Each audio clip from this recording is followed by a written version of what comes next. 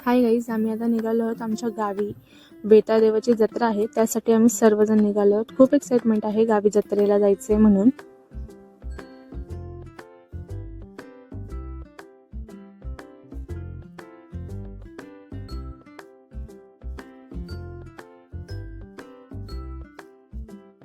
लोणावळ्याच्या घाटामध्ये भरपूरच ट्रॅफिक लागलेली. काय माहित किती वेळ लागेल ट्रॅफिक संपायला.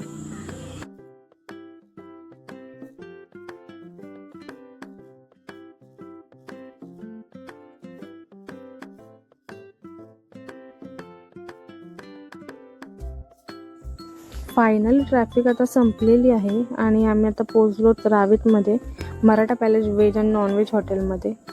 माझ्या बाबूला तर भरपूरच भूक लागली आहे, तो तर ऐकतच नाही आहे. बघू काय ऑर्डर करायचं वगैरे. आतमध्ये जाऊन मागवलं तर चिकन हंडी. मस्त हॉटेलमधल्या जेवणाची टेस्ट तर मस्त होती. आणि आता 3-4 तासाचा प्रवास बाकी. आता भेटू पोहोचल्यानंतर.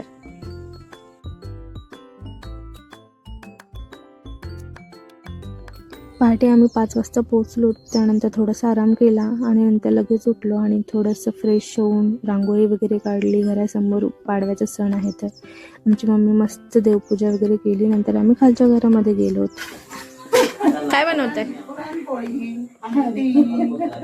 अरे वा. आम्ही आता चाललोय विट्याला शॉपिंगला आणि माझी बहीण आहे. काय आणायला चाललो आपण? पेढे. रेणावी गाव आहे आणि नवनाथांपैकी एक इथे नाथांचं मंदिर आहे. रेवन सिद्ध बोलतात, खूप फेमस आहे. आम्ही पोचलो आता विट्याच्या भाजी मंडईमध्ये. इथे सर्व प्रकारची भाजी आणि छोटं मोठं साहित्य भेटतं. गावाकडची भाजी बोललं तर कसं फ्रेशच होते एकदम.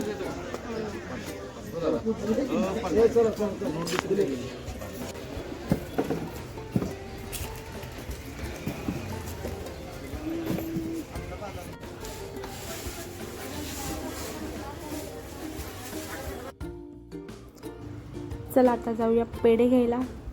बघूया कोणते कोणते पद्धतीचे पेढे आहेत.